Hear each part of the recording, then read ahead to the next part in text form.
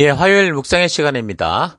어디로 가느냐보다 하나님이 가시는 곳으로 가느냐가 중요하다. 어디로 가느냐보다 하나님이 가시는 곳으로 가느냐가 중요하다. 이런 제목으로 또 오늘 묵상 나누겠습니다.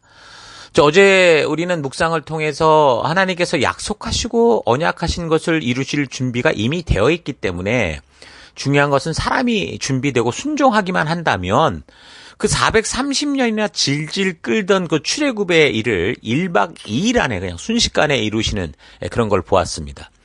그 모세의 준비가 80년이 걸린 게 아니라 모세가 하나님께 마음을 온전히 드리고 그를 믿고 따르는 결단이 있기까지 80년이 걸린 건데요. 지금도 우리의 삶을 잘 되돌아보면 정말 우리가 살아가는 상황과 환경이 불가능해서 사실 믿음의 길을 걷지 못하는 게 아니라 지금 우리의 마음이 늘 세상에서 잘 되기를 기대하고 자기 만족을 위해서 살아가는 거기에 집중이 돼 있기 때문에 지금 하나님의 부르심대로 나아가지 않고 자꾸 그 부르심에 대한 응답을 질질 끌고 있는 것뿐이다라는 거 사실 부인할 수 없죠. 특히 이런 게으르고 자꾸 다른 곳으로 눈을 돌리는 태도들은 우리가 정말 어렵고 곤란한 그런 지경일 때보다 세상에서 이제 뭔가 살만하고 조금 잘 나아가는 것 같아 보일 때 이제 그런 본색이 드러나는 경우가 대부분입니다. 사명자로 보냄을 받아서 하나님이 우리를 통해 일하시고자 하시기에 그 빗댄 자의 사명을 위해서 일이 잘 풀려갈 수 있도록 하나님이 인도해 주셨고 그 결과가 어떻게 보면 소위 안정된 삶이다 이렇게 말할 수 있는데 많은 교인들은 바로 그때가 마치 자기 자신의 어떤 소유를 최대한 누리는 어떤 극대화의 시기다 이런 식으로 생각을 하는 거죠. 그래서 정말 인생 최고 피크의 타임에 하나님이 뭔가를 막 쏟아낼 수 있도록 주셨던 그런 타이밍에 하나님을 전하고 알리는 증인된 그런 삶을 살기보다 이 세상에서 셀럽이 되려고 하고 세상에서 부러운 시선을 가지기 위한 세상의 것으로 채우고 세상의 것을 늘리는 세상을 따르는 그런 삶을 사는 경우가 많습니다. 그리고 모든 거 다 까먹고 그제서야 주여 두 손 들고 주께 옵니다. 이런 식인 경우가 많죠. 여러분 정말 나는 올 한 해 어떤 식의 삶을 살아왔고 하나님이 이 어려움 중에도 지금 살 길을 주셨고 또 어제보다 나은 하루하루를 계속 이렇게 지켜주고 계신데 나는 지금 어떤 마음의 태도를 결단하고 살아가고 있는가 좀 잘 되돌아볼 수 있기를 바랍니다. 자, 계속해서 13장 본문의 내용을 생각해 보면 13장 17절 보면 이제 드디어 출애굽의 여정이 시작이 됩니다. 자, 그런데 그 첫 여정부터 좀 특이한 게, 그 나아가는 방향이 특이한 게, 하나님께서 이스라엘 백성들을 그 약속의 땅이 가나안이니까 가나안으로 빨리 갈 수 있는 길, 그러니까 지중해를 따라가는 해안길이 있었는데 그 해안길로 이끄시지 않고 그냥 홍해를 건넌 후에 이제 광야의 길로 인도하시는 걸 보게 됩니다. 근데 그 이유는 이제 분명히 말씀하시는데 이 백성들이 해안길을 가다가 거기 그 해안에 살고 있는 블레셋 족속과 전쟁이 일어나게 되면 혹시 또다시 이집트로 갈까 해서 그렇게 그들을 이제 인도하셨다 말하거든요. 13장 17절. 바로는 마침내 이스라엘 백성을 내보냈다. 그러나 그들이 블레셋 사람의 땅을 거쳐서 가는 것이 가장 가까운데도 하나님은 백성을 그 길로 인도하지 않으셨다. 그것은 하나님이 이 백성이 전쟁을 하게 되면 마음을 바꾸어서 이집트로 되돌아가지는 않을까 하고 염려하셨기 때문이다. 자, 아니 무슨 하나님인데 전능하신 하나님이신데 왜 이런 걸 염려하시는 걸까? 우리는 여기서 다시 한번 이 포인트에서 하나님께서 사람들과 사역을 하실 때 어떻게 일하시는지를 볼 수 있어야 되는 겁니다. 사람들의 인격적 자유의지를 절대로 무시하지 않고 저들의 선택을 통해 일하실 수밖에 없다라는 걸 알게 되는 거죠.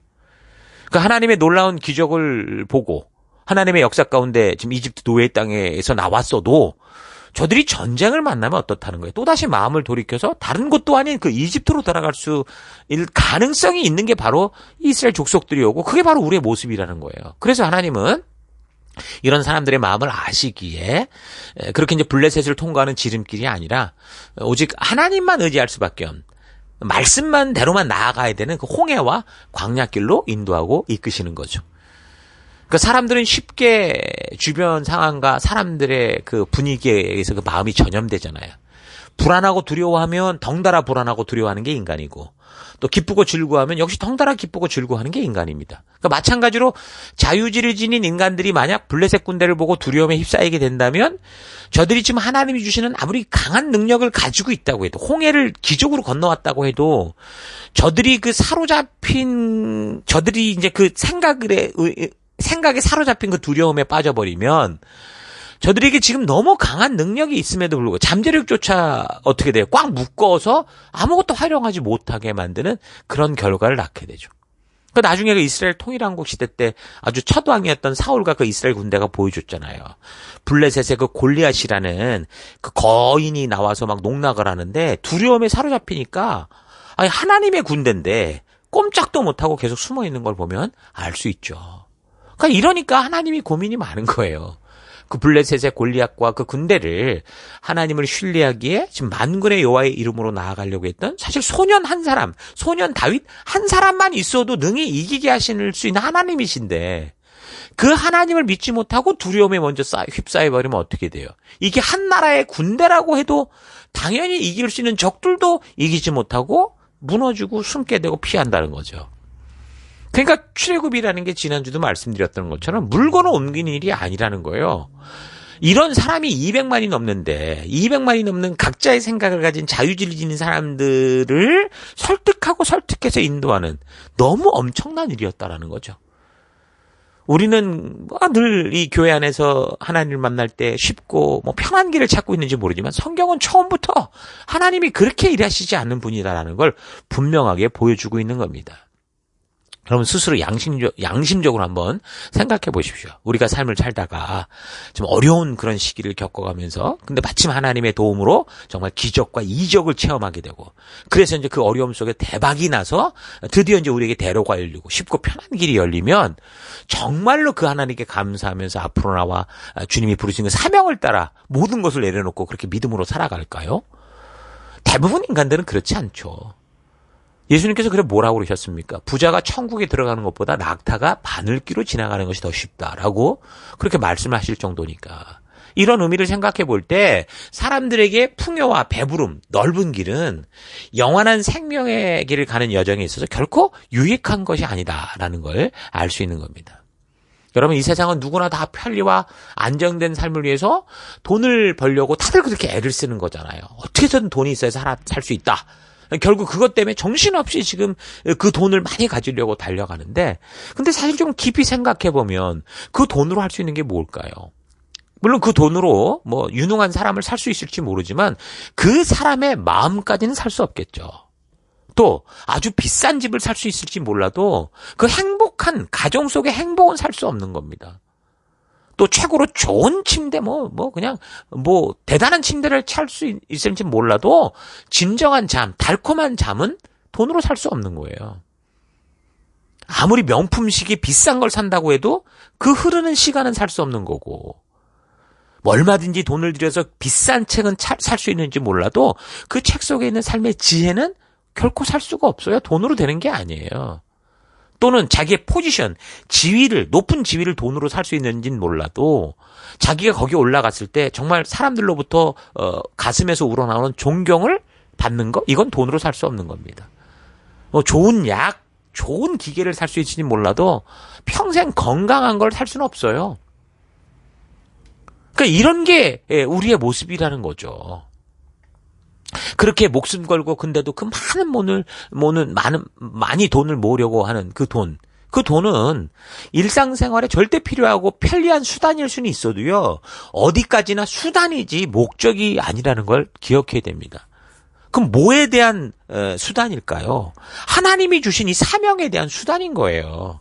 근데 우리가 이 수단을 지금 말한 것처럼 전부 돈으로 뭔가를 할 수 있다고 하는 그런 이 잘못된 사고에 빠져버리게 되니까, 뭐가 돈으로 많은 것을 채우고 고급 차를 사고 좋은 집을 가지고 별걸 다 할 수 있을지 모르나 그런 집에서 서로 이혼하게 되고 가족 관계가 다 깨지고 서로 살인하고 이런 일들이 벌어지고 있는 거죠.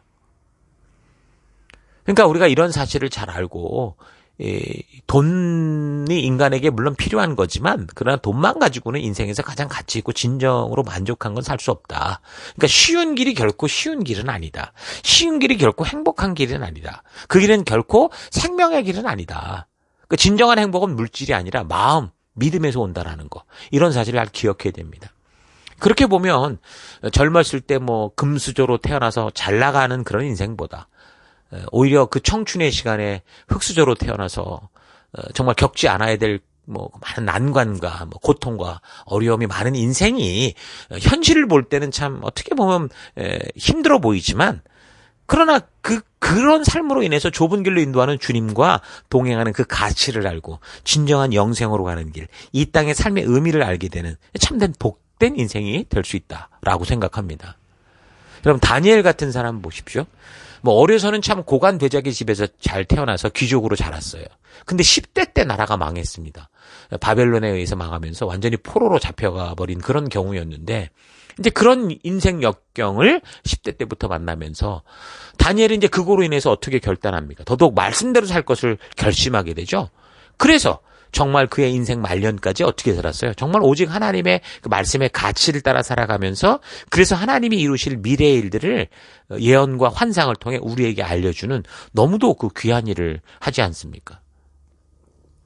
물론 어려움과 난관을 겪는다고 해서 사람을 다 사람답게 만든다라고 보장할 수는 없습니다.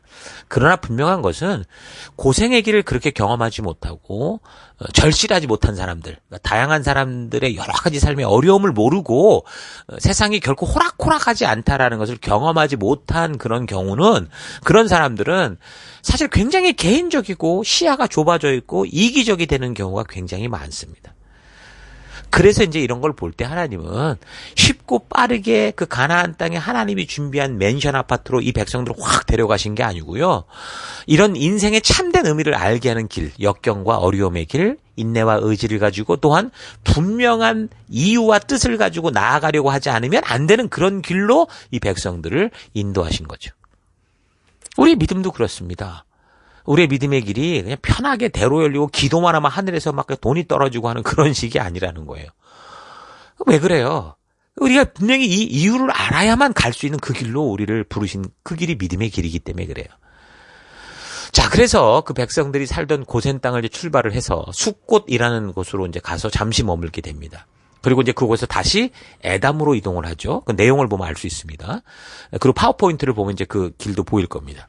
자, 이스라엘 백성들은 그래서 이집트를 떠날 때 뭘 했습니까? 그 요셉이 유언으로 남겼었죠. 너희가 이 땅을 떠날 때 내 유고를 취하에다가 조상의 그 무덤에 묻어달라고 해서 그 유고를 취해서 떠나게 돼요. 자, 그래서 이제 나아가기 시작했는데 그들이 나아가는 방향은 지금 우리가 들었던 것처럼 그들이 생각하고 그들이 계획한 것이 아니라 하나님께서 지금 직접 인도하시는 곳, 구름 기둥과 불 기둥으로 인도하는 쪽으로 나아가기 시작했습니다. 그러니까 어마어마한 경험을 한 민족인 거예요. 하나님이 살아계시다라는 그 증거, 그 증인이 될 수밖에 없는 그런 민족이죠. 그래서 이 민족이 결코 이 땅의 마지막 순간까지 없어지지 않을 거예요. 우리가 또 알다시피 거의 2000년 동안 예수님의 죽음 이후, 초대교회 이후 사라졌었던 것 같았던 이스라엘 민족이 어떻게 됐어요? 결국에는 이 1948년에 거의 2000년 만에 다시 이 땅에 등장했잖아요. 물론 지금도 꼴 같지 않은 삶을 사는 걸 많이 봐요. 그러나 그 민족의 존재는 분명히 이 민족이 하나님의 증인 민족이 될 수밖에 없어요. 잘한다고 증인이 아니에요. 자기들이 잘 못 살아도 경험했던 게 있기 때문에 증인이라는 거죠. 그런 민족으로 그들이 이제 이 역사 속에 남게 되는 겁니다. 자, 그래서 계속해서 14장을 또 보면, 그러니까 하나님께서 모세를 통해서 이제 다시 이스라엘 백성들을 어디로 인도하셨냐면 비하이롯이라는 곳으로 이제 이끌고 가십니다. 여기서 지금 나오는 지명들 보면 믹돌, 비하이롯 이런 지명들은 뭐 이집트의 그 비문에도 보면 나와요. 이런 이 지명이 똑같이 나오는데 근데 그 위치가 그 지역이 정확히 어딘지는 판명이 되지 않습니다. 보편적으로 지금까지 우리가 알고 있는 출애굽 경로는 지금 시나이 반도 그 아래쪽 시내산 쪽으로 향해 가는 것이었죠. 그런데 성경이 말씀하는 이것을 근거로 그 증거들을 현실에서 찾아볼 때 어떤 확실한 만한 그런 근거들이 없었던 거예요.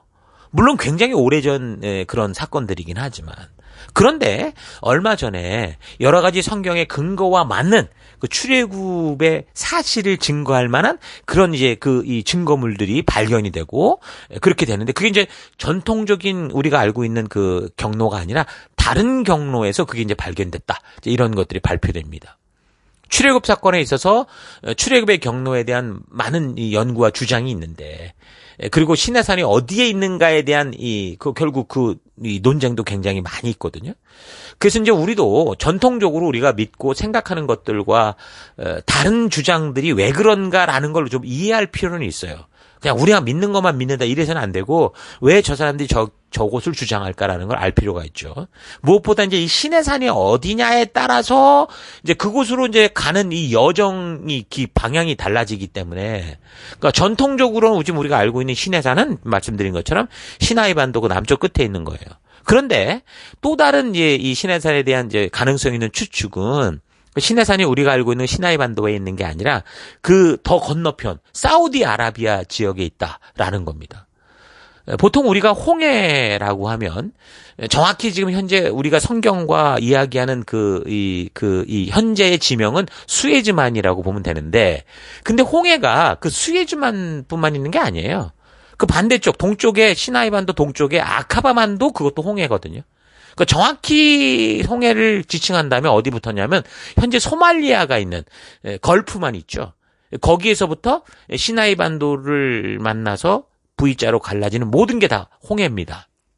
자, 그래서 우리는 출애굽의 정확한 경로나 또는 시내산에 대해서 이 성경의 기록과 실제적인 증거들이 좀 일치하는 것들을 좀 최대한 사실적인 어떤 그 증거들을 가지고 찾아보면 좋은데 실제적인 고증의 증거를 많이 이렇게 보여주는 거는 그 사우디아라비아 지역 쪽에는 라우즈라는 그런 산이거든요. 그러니까 성경에서 말씀하고 있는 지금 이 시나이 반도의 시내산 거기서 지금 뭐라고 그랬어요? 1년간 200만 명 가까운 사람이 사실 거기 머물렀단 말입니다.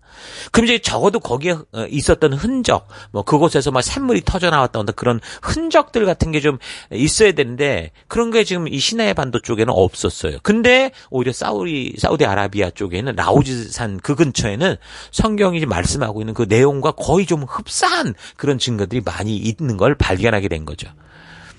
자, 그런데 시내산이라고 지금 주장되는 그 어떤 장소나 출애굽 경로가 됐든 간에 다 각각 성경이 말씀하고 있는 거에 대해서 일치하는 부분도 있고요.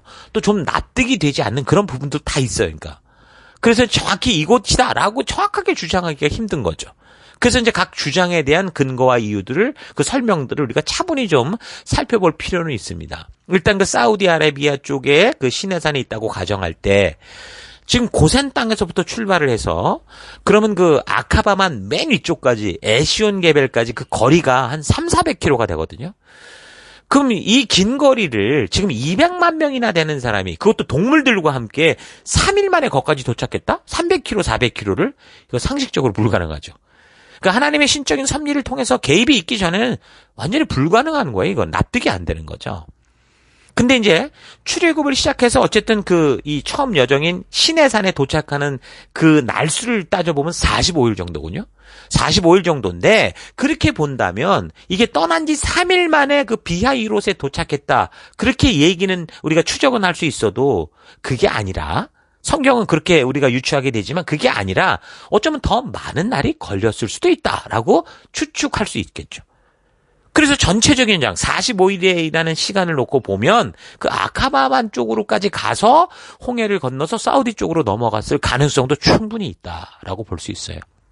자, 아무튼 출애굽 경로에 대한 여러 주장들이 많이 있어서 다음 주에 이 전통적인 출애굽 경로 외에 몇 가지 가능성 있는 경로들도 살펴보도록 하겠습니다. 자, 분명한 것은 하나님께서 이스라엘 백성들로 하여금 어떻게 인도하시는 거예요? 아무 곳이라도 그냥 막 갈 수 있는 그런 데로 가는 게 아니라 지금 하나님께서 전적인 능력으로 하나님이 이끌어 주시지 않으면 그 더 나아갈 수 없는 그런 길로 계속 인도하시고 계시다라는 거예요. 어떤 사람들은 뭐 홍해를 건넌 것이 아니라 뭐 그 지역에 있는 그 갈대밭을 지나왔다 이런 얘기도 하거든요. 그것도 다음 주에 나누겠지만 하나님이 실제로 역사하시는 기적적인 능력들을 그런 식으로 말하는 사람들 대체로 보면 그 믿지 않고자 하는 결단이 있어요. 불신의 생각이 뿌리에 박혀 있으니까 별소리를 다 하는 거죠. 보이는 것마다 다 이제 성경과 틀리게 얘기하려는 거. 그러니까 하나님의 기적과 표적, 정말 초자연적인 역사가 있다라는 걸 믿지 않으려는 그 불신앙에서 이제 그런 소리를 하긴 합니다. 근데 우리는 지금 어때요? 하나님의 기적과 역사가 있다는 것을 확실하게 믿는 믿음의 백성들 아닙니까? 다만 하나님은 무슨 일을 하실 때마다 그런 기적과 역사로 모든 걸 이루는 게 아니라 어떻게 해요? 필요할 때 직접 행하신다는 거예요. 그래서 우리로 하여금 하나님을 믿는 믿음으로 살아가게 하시는, 우리는 믿음으로 살도록 하나님이 이끄시는 분이다라는 건 잊지 않는, 이게 일단 건강한 믿음이라고 우리가 생각을 해야 돼요. 어쨌든 그러나 분명히 하나님이 이 시대에는 아주 특별한 당신의 능력을 행할 수밖에 없었던 그런 시기였는데 그걸 억지로 무슨 갈대밭을 지냈다 이런 식으로 꿰어 맞추려고 하는 건 온전치 않다는 거죠. 어쨌든 하나님은 출애굽하는 역사 속에 이스라엘 이 모든 백성들 한두 명이 아니었죠. 거의 200만 명이나 되는 이 사람들로 하여금 하나님께서 지금 전적으로 살아계셔서 그들을 인도하고 계시고 하나님의 전능한 능력으로 이들을 이끌고 계신다라는 이 사실을 어떻게 한 거예요? 분명하게 목격하게 하셨어요. 목격자가 뭡니까? 바로 증인이죠. 그러니까 그것을 체험한 이스라엘 백성들이 그 하나님의 살아계신 역사의 증인이 되는 거고 200만 명이나 넘는 그 기록이 역사에 기록된 거고 그걸 성경에 옮겨 담으셔서 우리에게 주신 거예요. 자, 그래서 우리가 믿음으로 하나님의 인도를 따라 걷는 이 길은 어쨌든 그 길의 방향이 어떠하든지 간에 바로 출애굽한 백성들이 걸어갔던 광야와 홍해를 만나는 길. 그러니까 쉽고 편한 길이 아니라 하나님이 이끄시는 그 길, 하나님만 의지해야 되는 그런 길이다. 하나님이 이끄시는 길은 그런 길이다라는 걸 우리가 잊지 말아야 됩니다. 하나님은 우리를 그냥 우리의 힘으로 극복할 수 없는 불가능한 곳으로 가게 하실 것이지만 그런데 우리는 뭐예요? 우리가 그걸 믿음으로 계속 따라 나간다면 그 순종으로 인해서 하나님께서 이제 우리가 상상하지 못하는 그 놀라운 역사와 기적과 이적을 베푸시는 그런 하나님의 일을 하나님의 그 행하심을 우리가 만나게 되는 거죠. 우리 삶 속에서도 똑같이 이런 일이 벌어질 수 있다라는 거 잊지 마시고 이런 믿음으로 우리의 삶의 현장을 이겨나가는 여러분과 제가 되기를 바랍니다. 자, 오늘 하루 나는 올 한 해 늘 편리와 안정을 추구하며 더 많은 돈과 더 많은 부를 얻는 길에 대해서만 관심을 가지고 달려왔는지 아니면 어떤 삶의 현실을 만나고 있든지 주님이 나를 그곳에 보내신 빛된 사명을 잊지 않고 온전한 열방의 제사장이요 거룩한 하나님 나라 백성다운 가치를 가지고 달려왔는지 좀 차분히 생각해 봤으면 좋겠습니다. 우리는 출애굽하는 이스라엘 백성들처럼 이제 죽음과 사망 권세에서부터 구원과 생명의 길로 이제 걷기 시작한 존재들이죠. 우리가 그것을 떠나올 때 일단 그 악몽 같은 것을 피해서 내가 원하는 삶을 찾아 떠난 게 아니고요. 나를 구원하여 생명의 길로 인도하실 하나님을 따라 나오는 겁니다. 그래서 우리 하나님께서 나를 어디로 인도하여 가든지 우리는 그 길을 따라 나아가기 위해서 이 믿음의 길에 선 거예요. 그래서 우리의 삶에서 벌어지는 지금 어떤 상황과 환경이든지 우리에게 중요한 건 뭡니까? 하나님께서 인도하고 가게 하시는 길, 오라 하시는 길로 가고 있는가? 이게 중요한 거죠. 그래서 하나님이 먼저 가신 곳이 만약에 사망의 음침한 골짜기라도 나는 그 길을 따라가야 되는 게 그게 성도고 또는 푸른 초장 맑은 시내가라고 해도 그게 만약에 하나님께서 인도하는 곳이 아니라면 가지 않겠다라는 결단을 가지고 살아가는 게 바로 성도인 겁니다. 그러니까 어디로 가느냐보다 하나님이 가시는 곳으로 가느냐가 중요하다는 거예요. 하나님이 가시는 곳으로 간다면 그곳이 어떤 곳이든 그것이 사망의 음침한 골짜기라도 그곳은 생명과 은혜와 축복이 있는 곳으로 변화되는 거죠. 그 길이 생명이 있는 겁니다. 하나님이 가는 길이 생명의 길인 거예요. 자, 그래서 올 한 해 남아있는 시간들 속에서 그런 결단, 하나님이 가시는 곳으로만 가게 하는 곳으로만 가겠다라는 결단들이 있기를 바랍니다. 하나님이 가시는 곳이면 어디라도 가는 삶이 될 것이고 하나님이 가시지 않는 곳이라면 그 어떤 일확천금이 있는 곳이라도 가지 않겠다라는 결단이 있어야죠. 그 무엇보다 매일의 삶의 계획에 있어서 가장 우선순위로 하나님의 말씀을 읽고 묵상하고 고민하는 그런 시간들을 반드시 넣어야 돼요. 그래서 매일의 계획을 잡을 때도 가장 먼저 이런 시간들을 넣어야 돼요. 하나님과 함께하는 시간, 하나님의 뜻대로 살아가는 분명한 성도로서 우리가 섬겨야 될 그런 시간들을 가장 우선순위로 우리 계획표에 먼저 넣어야 됩니다. 그렇지 않으면 어떻게 돼요? 항상 사소하고 하찮은 것들이 다 밀려요. 항상 2순위야. 1순위가 될 데 없이 2순위야. 언제라도 뭐 다른 게 생기면 항상 뒤로 미루는 게 하나님과의 일, 큐티, 하나님 말씀을 나누는 거, 뭐 셀모임, 뭐 그냥 뭐 부모가 와도 안 나와, 뭐 어째도 안 나와, 저래도 안 나와, 뭐 아무튼 뭐 안 나와. 여러분 이러면 안 돼요. 우리가 어떤 삶을 살든 이것은 우리의 생명의 삶과 연결된 거니까 항상 우선순위로 넣어놓고 하면 누가 오게 되더라도 그 시간을 맞출 수 있죠. 뭐 평생 예를 들면 하루 종일 하는 것도 아니고 이런 것도 우리가 잘 기억해야 됩니다. 자, 그래서 우리의 삶 속에서 그 무엇보다 하나님의 말씀을 통한 관계가 우선순위가 된다면 여러분의 모든 삶의 질서가 바르게 잡히게 될 거고 하나님께서 친히 인도하시는 그 놀라운 역사를 경험하면서 말씀이 상식이 돼서 그 결과로 이 세상에 나아갈 바를 알게 하는 갈 길을 가리키는 그 기적의 홍해를 만드는 그런 삶이 될 수 있는 겁니다.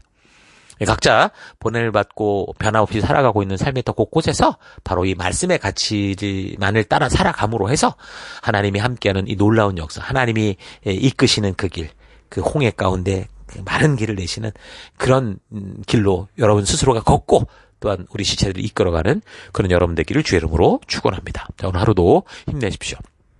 잠시 기도하겠습니다. 하나님, 올해 지금까지 늘 동행해 주시고 이곳까지 이끌어 주셔서 감사합니다. 이렇게 한 해의 마무리를 위해 되돌아보며 바르게 또 매듭 짓는 시간까지 인도해 주심을 감사드립니다. 하나님은 항상 변함없는 신실한 분이심을 잊지 않고 늘 변덕스럽고 고집스러웠던 나의 마음을 회개하고 돌이켜 우리 주님이 인도하시고 가게 하시는 곳으로 오직 그 말씀의 가치만을 따라 기꺼이 나아가는 모세와 같은 다니엘과 같은 다윗과 같은 그런 하루하루 되기 원합니다. 물론 그 길이 고나여 어렵고 광야와 홍해를 만나는 길일 수도 있겠지만 주님이 인도하시는 곳이기에 기꺼이 나아가 비록 저항과 공격과 위협이 있다고 해도 오직 말씀의 가치를 따라 살아가는 내가 되길 원합니다. 하나님, 그래서 우리가 믿음의 백성으로 어디로 가느냐보다 그 길이 하나님이 가신 길이냐, 하나님이 인도하는 길이냐, 하나님이 동행하는 길이냐라는 게 중요하다라는 거 잊지 않고 내가 가는 곳곳이 우리 주님과 동행하는 그 길이 되기를 간절히 바라옵고 예수님 이름으로 기도했습니다. 아멘.